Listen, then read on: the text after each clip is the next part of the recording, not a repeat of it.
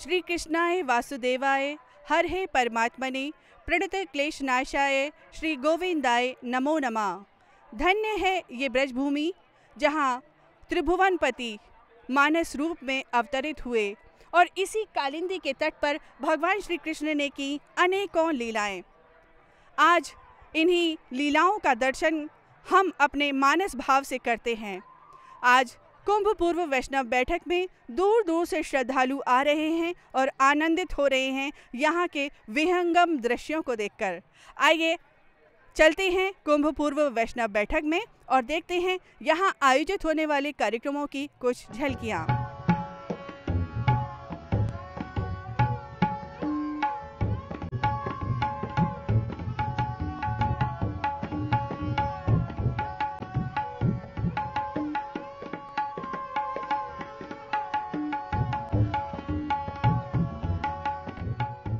कालिंदी को कृष्ण प्रिया भी कहा जाता है।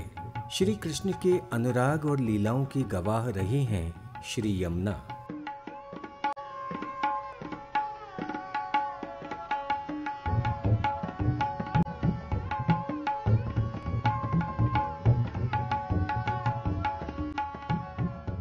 श्री यमुना जी का वर्तमान स्वरूप बना रहे, इसके सौंदर्य रक्षण के पुनीत कार्य में सहभाग कर रहा है यमुना मिशन।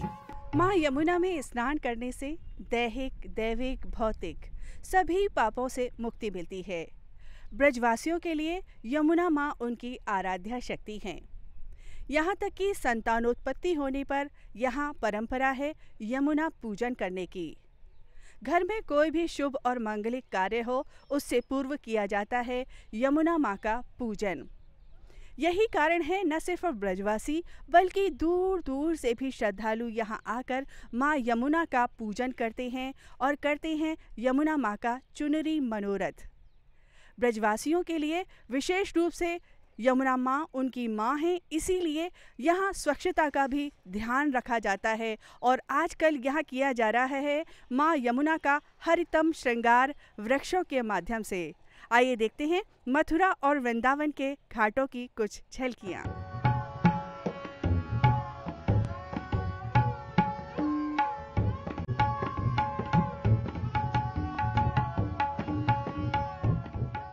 यमुना तटों पर सघन वृक्षारोपण का कार्य भी विभिन्न सेवाभावी संस्थाओं द्वारा किया जाता है ताकि श्री यमुना का पावन रूप अपने प्राचीन स्वरूप में बना रहे।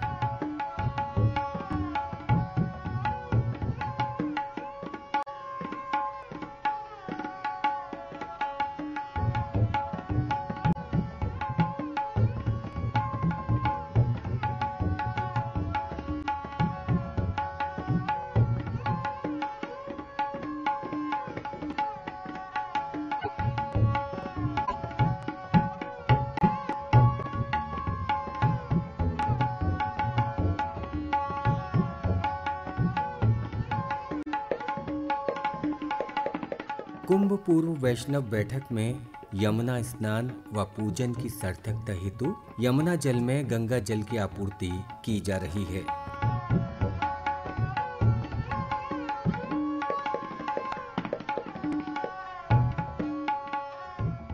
जल के इस अद्भुत मिलन पर और श्रीधाम वृंदावन में यमुना के स्वरूप पर विचार रखते हुए डॉक्टर मनोज मोहन शास्त्री। हमारे ब्रज के ब्रजवासियों की ये मान्यता है कि जो यमुना पूजन करे यमुना देखें बाए, क्योंकि इनको नाम यमानुजा है। यमराज की ये छोटी बहन है, यानी जो यमुना को पूजन करे वह को यम देखे नहीं है। पर हाँ, एक बात जरूर है कि या समय हमारे ब्रज में कुंभ मेला है रहे है, संतन की हरिद्वार कुंभ के पूर्व की वैष्णव बैठक है रही है। और सबसे बड़ी बात यह है कि उत्तर प्रदेश शासन के द्वारा हमारे ब्रज में कुंभ मेला क्षेत्र में ब्रज के संतन के स्नान के ताई गंगा जल को भी प्रवाह किया जा रहे है। वृंदावन एक ऐसी भूमि है जहाँ पे सांपन वारो, जटाजूट वारो, त्रिशूल और डमरू वारो, त्रिनेत्र वारो और चंद्रमा धारण करे वाले भगवान शंकर भी विश्व में जहाँ मूछ और डाड़ी में दर्शन दे, पर वृंदावन की भूमि में वही घूंघट लगाए के मांग भर के और तो और गोपीश्वर के रूप में दर्शन दें। वृंदावन की परिक्रमा करते हुए श्रद्धालु भजन कीर्तन करते हुए चलते हैं, क्योंकि वो अपने आराध्य के शरणागत होते हैं और यही शरणागति का भाव उन्हें आनंद की अनुभूति कराता है। भक्ति, राग और आध्यात्म की भूमि श्री धाम वृंदावन की रज जब उड़कर मस्तक पर लगती है तो मुक्ति को भी मुक्ति प्राप्त हो जाती है।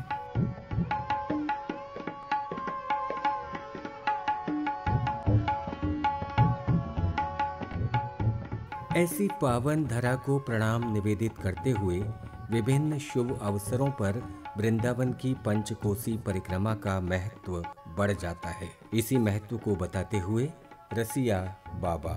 प्रदक्षिणा परिक्रमा करने का महत्व क्या है, क्यों करनी चाहिए, उसके पीछे कुछ कारण हैं।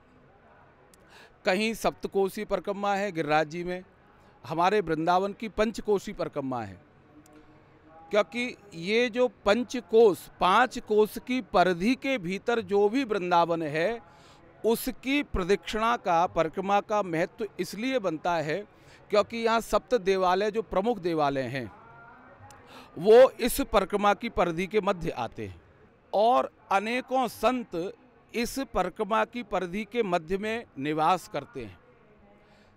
तो कोई भक्त चाहे कि एक एक मंदिर में जाकर के एक एक संत से मिले और उनकी परिक्रमा लगाए, वो एक कठिन कार्य है।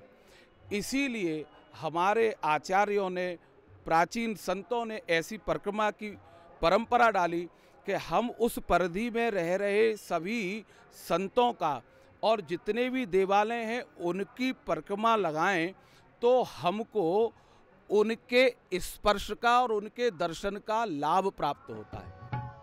पंचकोसी परिक्रमा मार्ग में भगवान श्री कृष्ण की लीलाओं को आकर्षक रूप से चित्रित किया गया है। चित्रित लीलाएं श्रद्धालुओं को अपनी ओर आकर्षित कर रही हैं।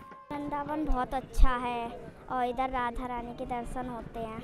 बांके बिहारी का जन्म है कृष्ण जन्मभूमि में, तो साक्षात यहाँ तो भगवान राय हैं। इनका सारे तीर्थ यहाँ पर हैं, जितने भी अपने हिंदुओं के तीर्थ हैं अपने हिंदुस्तान में सारे तीर्थ यहाँ हैं। श्री धाम वृंदावन की परिक्रमा करके जो आत्मिक संतुष्टि मिलती है, जो ठाकुर जी के नाम लेने से आत्मिक संतुष्टि मिलती है, मैया जी के नाम लेने से जो आत्मिक संतुष्टि मिलती है, वो कहीं नहीं है, कहीं नहीं है। मैं बहुत इंडिया में बहुत जगह गया, लेकिन श्री धाम वृंदावन जैसा कोई धाम नहीं।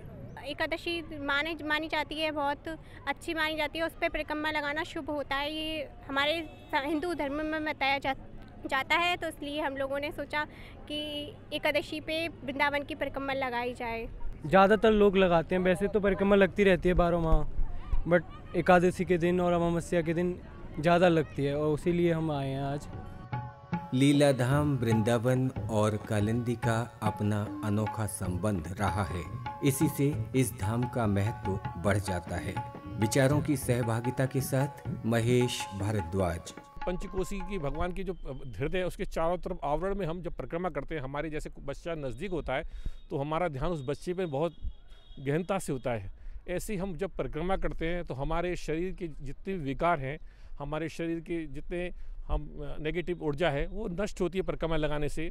और ये कहा गया, हमारे विद्वान लोगों ने कहा है कि जैसे ये पंचकोसी परिक्रमा का जो शुभारंभ हुआ था, ये नंद बाबा यशोदा को भगवान कृष्ण की प्राप्ति नहीं हो रही थी, तो ब्रह्मा जी ने उनसे कहा कि आप वृंदावन की परिक्रमा करिए, वृंदावन की परिक्रमा करने से आपकी समस्त मनोकामना पूर्ण होंगी। तो तब से ये वृंदावन अनादिकाल, यानी कि ये समझ लीजिए यहाँ का जो भगवान का जो जन्म है करीब 6000 से यानी 62 साल पूर्व में भगवान कृष्ण का जन्म हुआ।